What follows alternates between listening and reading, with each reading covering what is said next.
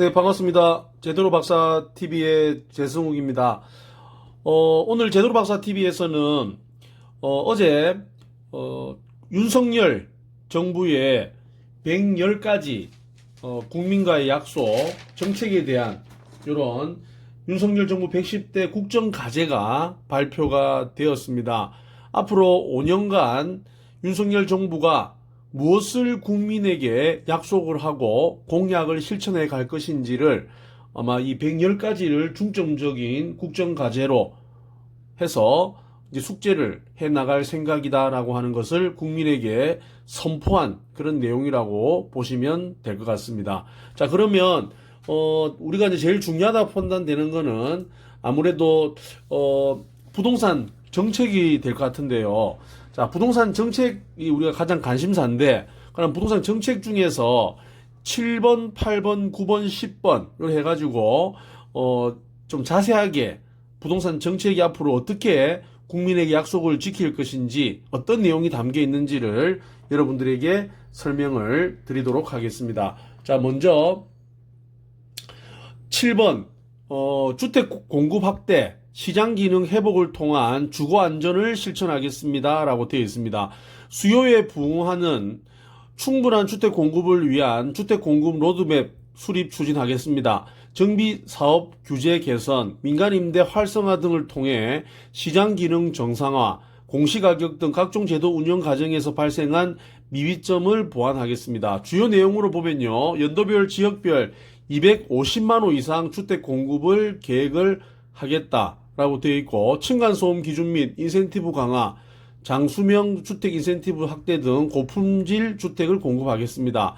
그리고 분양가 상한제, 재건축 부담금, 안전진단 등 정비사업 관련 제도를 합리적으로 조정하여 도심의 공급을 촉진시키겠습니다. 라고 되어 있고요.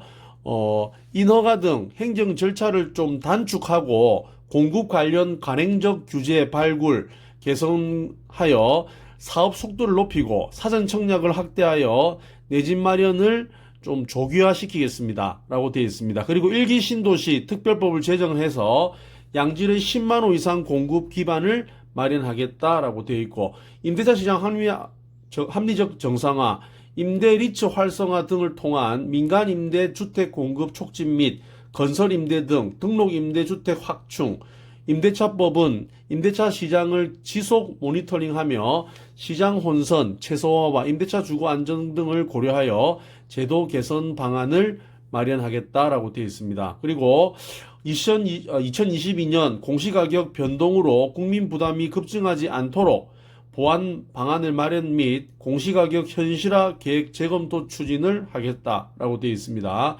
그리고 외국인의 투기성 주택거래 규제 및 모니터링을 통한 특별 점검 등 실시하겠습니다. 자, 이렇게 하면 어떤 기대 효과가 있냐면, 수요에 부응하는 250만 호 이상 주택 공급을 통해 주택 시장을 안정을 도모하고 국민들의 주거 상향 이동을 지원을 하겠다는 기대 효과가 나타나고요. 그 다음 두 번째는 임차인의 주거 안정을 강화하고 공시가격 변동으로 인한 국민의 세 부담을 완화를 시키겠다라고 하는 게 요 취지라 보시면 됩니다. 그리고 여덟 번째, 안정적 주거를 위한 부동산 세제 정상화. 요는 기재부에서 담당합니다. 과제 목표, 주택시장 관리 목적으로 운영된 부동산 세제를 조세 원리에 맞게 정상화하겠다. 그리고 납세자의 담세력을 고려하여 부동산 관련 세부담을 적정 수준으로 조정하겠다. 세 번째, 전월세 비용에 대한 세제 지원 확대를 통해 서민 주거비 부담을 완화시키겠다라고 되어 있습니다. 그리고 주요 내용을 보면 종합부동산세 개편, 종부세 체계 개편 및 세부담 적정화, 22년 종부세 부담 완화를 위해 공시가격 공정시작가액 비율 조정, 1세대 1주택 고령자 등에 대한 납부 유예 도입 등을 아마 마련할 것 같습니다. 종합부동산세의 가세 기준이 되는 날짜가 6월 1일이기 때문에 아마 윤 정부가 6월 10일 날 들어서게 되면 아마 빨리 대통령령으로 지정해서 좀 종부세에 대한 부담을 완화시키겠다라고 하는 취지라 보시면 되고요. 세율 체계 등 근본적 종부세 개편 방안을 마련하고 중장기적으로 재산세와 통합을 하겠다라고 되어 있습니다. 중장기적입니다. 지금 당장이 아니라 재산세와 종부세를 통합하겠다. 양도소득세 개편, 다주택자에 대한 양도세 중과 제도를 개편하겠다. 다주택자에 대한 양도세 중과를 한시적으로 유예. 아마 올해 5월 10일부터 그다음 내년 5월 10일까지 한 1년 정도를 다주택자 중과 뭐 20% 30%더 붙는 거 있죠. 요거를 한시적으로 유예를 하겠다. 그래서 부동산 세제 종합 개편 과정에서 다주택자 중과세 정책을 재검토하겠다. 아마 여기서는 다주택자들에 대한 정책이 아마 예상되는 게 아마 지금은 주택 수가 몇 채냐에 따라서 중과를 하고 규제를 많이 했다면 이제는 주택을 합친 공시가격을 기준으로 그 공시가격 총합이 뭐 12억 뭐 몇억 이런 식으로 기준으로 해서 아마 진행될 가능성이 아마 굉장히 크다 이렇게 보시면 될 것 같습니다. 그리고 서민주거비 세제 지원 강화, 월세 세액 공제율 상향 조정 및 주택 임대차 자금 상한액 소득 공제 한도를 확대를 하겠다. 그리고 취득세를 개편, 생애 최초로 취득한 주택에 대한 취득세 감면 확대 및 다주택자 중과를 완화하겠다. 그럼 취득세 지금 다주택자들이 지금 세 채 또는 네 채 이상을 사게 되면 12% 이상 내야 되니까 이것도 좀 완화를 시키겠다라고 하는 내용이 들어와 있습니다. 기대효과, 세부담 적정화, 부동산 세제 정상화, 부동산 시장 안정을 도모를 할 수가 있다. 그리고 부동산 가격 상승 등에 따른 서민 주거비 부담을 완화시키겠다라고 하는 게 8번째, 안정적 주거를 위한 부동산 세제 정상화다. 이렇게 보시면 되고, 그 다음 9번째, 대출 규제 정상화 등 주택금융제도 개선, 이 금융에서 하는데요. 과제 목표, 단기간 내에 급격한 주택가격 상승 등 긴박한 상황에서 도입됐던 대출 규제의 정상화를 추진하여 실수요자의 주거 사다리 형성을 지원하겠다. 주택연금 대상자를 확대를 통해 서민층 노후 주거 안정과 소득 확보를 지원하겠다. 자, 주요 내용을 보겠습니다. 생애 최초 주택 구입 가구 LTV 완화. 생애 최초. 여기 생애 최초하고 신혼부부도 같이 하려고 했는데 아마 조금 뭐 이렇게 너무 많이 하다 보면 너무 그 내용을 확대하게 되면 아마 또 주택 가격 상승에 대한 부분들이 또 염려스럽기 때문에 일단 생애 최초로 주택을 구입하시는 분들은 LTV를 굉장히 완화시켜 가지고 80%까지 하겠다라고 하는 되어 있습니다. 그래서 요거는 어찌 보면 집을 처음 사시는 분들은 상당히 큰 효과를 발휘할 수 있다라고 되어 있으니까 잘 체크를 해보시면 좋을 것 같고요. LTV 규제 합리화 방안 마련, 생애 최초 주택 구입 외의 경우 주택시장 상황, DSR 안착 여건 등을 고려하여 LTV를 합리적으로 추진을 하겠다라고 되어 있습니다. 그래서 생애 최초 말고 이제 뭐 신혼부부라든지 아니면 하위 계층들 또는 우리 젊은 청년층들이 집을 사는 데 있어서도 좀 합리적으로 LTV를 좀 추진을 할 가능성이 있고 아무래도 LTV보다는 DSR이라고 하는 아마 전체적인 요 부채를 보는 요 내용이 굉장히 좀 규제가 좀 강력한데 이건 아마 미래소득까지 합치면서 좀 더 넓게 청년층은 좀 LTV를 좀 보완해 줄 수 있는 아마 이런 대책이 좀 포함되지 않을까 싶고요. 주택연금 아마 우리 나이 드시는 분들 집 한 채 있으신 분들 또는 집을 좀 가지고 계시는 분들이 주택연금 대상자를 지금 현재는 공시가격 9억이었는데 아마 앞으로 12억까지 될 가능성이 높아졌습니다. 지금 우리가 그 고가주택의 개념이 9억에서 12억까지 되고 그 다음에 1세대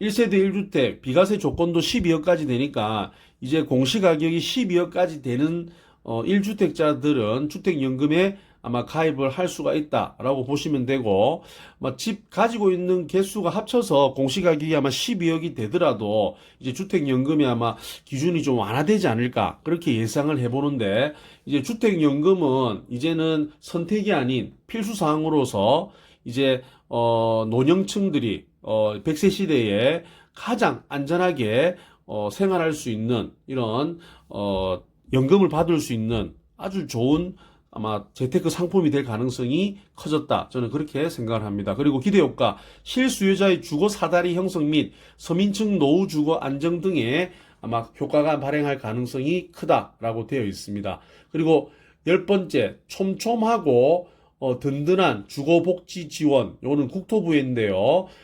과제 목표, 임대료 걱정 없는 양질의 공공임대주택 공급 및 저소득 고령자, 장애인, 가구 등 취약계층에 대한 안정적 주거환경 보장. 주요 내용. 자, 공공임대주택 연평균 10만 호를 공급하고 품질 향상 및 생활 SOC 등을 통해 공공임대 질적 혁신을 추진하겠다.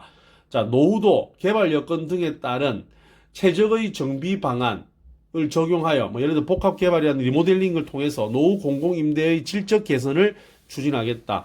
우리 공공임대라고 하면 사실은 좀 교통이 안 좋은 곳에서 굉장히 많이 공급이 되었습니다. 그리고 공공임대를 만들다 보면 아무래도 일반인의 관심에서 좀 멀어지다 보니까 공공임대에 대한 관심이 좀 많이 떨어졌는데, 이거를 여러 가지 그 노후도라든지 개발 여건, 역세권, 교통, 환경 이런 것들을 다 따져가지고 좀 질적으로 개선을 하겠다라고 하는 게 주요 내용이 되겠고요.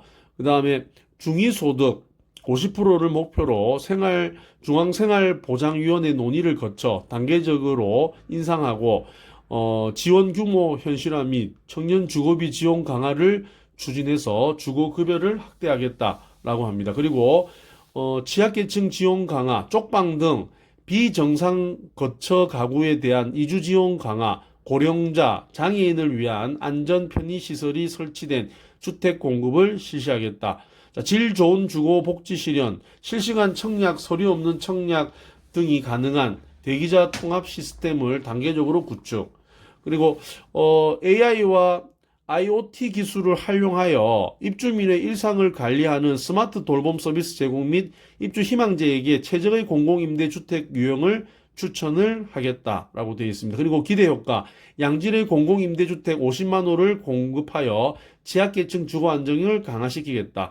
주거급여 지원 대상 확대로 주거 사각지대를 해소하겠다라고 되어 있습니다. 자, 이때까지 제가 7번, 8번, 9번, 10번 이렇게 해가지고 국민의 눈높이에서 부동산 정책을 바로 잡겠다라고 하는 내용을 이번 윤석열 정부의 110대 국정과제 중에서 요 4가지 부동산 정책에 대한 내용을 오늘 제대로 박사 TV에서 설명을 드렸습니다. 물론 250만 호 건설, 공공주택 50만 호, 이거는 사실 또 하다 보면 아마 좀 수정이 될 수도 있고 여러 가지 또 어려움을 겪을 수도 있다라고 판단이 되지만, 그래도 새 정부가 새롭게 시작하는 데 있어서 요 110가지 국정과제 안에 요 부동산 정책이 들어갔다는 것은 여러분들이 앞으로 부동산에 대한 실거주, 내 집 마련을 하시거나 아니면 투자를 하시는 분들도 이런 내용에 담아서 앞으로 어떻게